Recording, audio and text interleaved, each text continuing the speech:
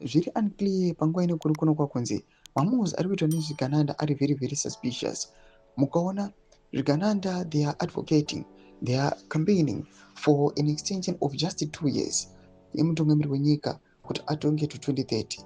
But mukatarisa mukaona zviri kusacrificewa nezvigananda mamillions nemamillions avari kuuya vachibuditsa vachispenda vachidonata vachipa macitizens motokari panguva ino maaffiliates eZANU-PF. Munoona mari dzinopiwa nemacampaigns ari kuitwa nezvigananda.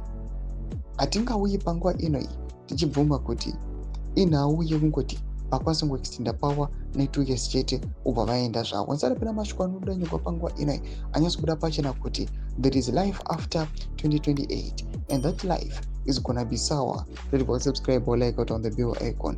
Chikora zvigananda mudanyira chiti if you give Mnangagwa a 2 more extension to 2030, don't be surprised when he claims he needs 5 more years because the Middle East conflict disturbed his plans.